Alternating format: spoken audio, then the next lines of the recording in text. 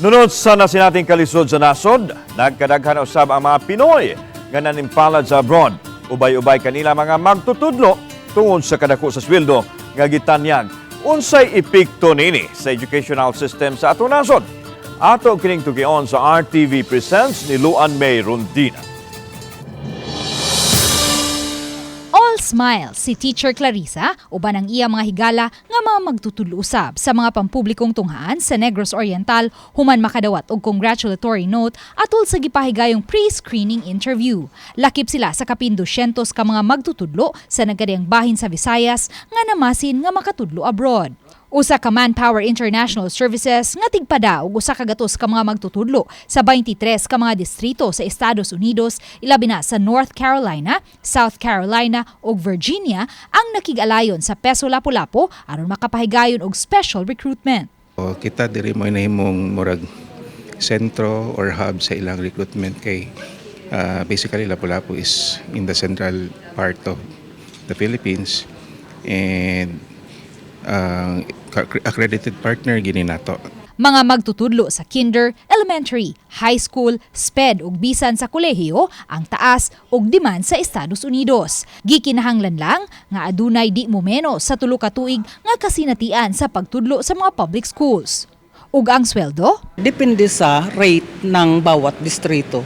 Like for example, sa district ng South Carolina, North Carolina, Virginia, ang minimum salary dyan hindi bumababa sa $40,000 per annum. Matod ni Teacher Clarissa, gawas sa kadaghang paperworks ug dugang trabaho nga gihatag sa DepEd kanilang mga magtutudlo sa mga pampublikong tunghaan, but usab niyang mahatagan ug maayong kaugmaon ang duha niya ka mga anak. Gangkuan mga paperworks like bombarded gyud sa mga kanaganing dili na siya related sa teaching, sa imong nature, sa imong job, mga coordinatorship, mga ancillary functions, which is dili na mi ka-focus sa amo ang pag-teach sa mga bata.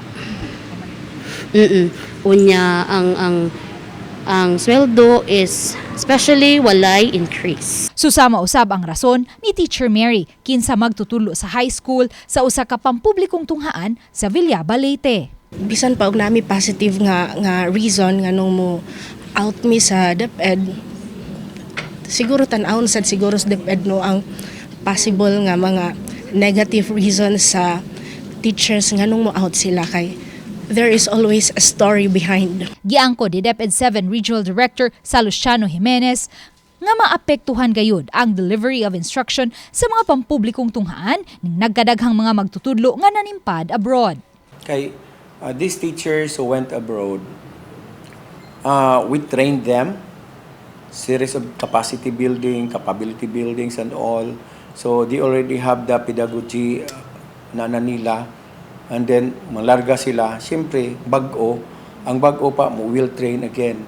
Basi sa data sa DepEd Region 7 as of August 16, 2024, muabot sa 1,918 ang kakuwang sa mga magtutudlo lukop rehiyon. Uban kanila, miretiro na-promote ug na-transfer apan kadaghanan niini mga nang-resign kay nilarga abroad. As of August 9, 2024, adunay 385 ka mga magtutudlo ang nag-process na sa regional clearance alang sa J1 visa kung kadtong mosalmot sa Education and Cultural Exchange Program. Hinon mato ni Dr. Jimenez, ubay-ubay man usab ang mga bagong aplikante sa pagkamagtutudlo sa mga public schools. Daghan kay applicants, every division daghan kay applicants except sa naay mga specific kanang naay subject area sa senior high school na we need gyud og kuan pod kanang mga experts ba. Gawa sa kasanatian ug expertise sa subject nga ilang gitudlo, dili ikalimod nga nabantog usab ang mga Pinoy nga mga magtutudlo sa maayong work ethic ug pagka-warm-hearted hinungdan nga in demand sila abroad. Samtang matanaw nga usa-usab kini ka oportunidad alang sa mga bagong magtutudlo nga makasulod sa mga public schools apan di usab ikalimod nga ubay-ubay sa mga milangyaw nga mga magtutudlo kadtong mga cream of the crop o mga maayong magtutudlo. Butang nga ngayon usab nga hinuklugan sa atong gobyerno aron kapugngan o bisan man lang kaminusan ang gihulagway nga brain drain. Uban ni Marlon Melgazo ug Godfrey Rilien, ako si Luan Merondina ug kini ang akong short dokyo.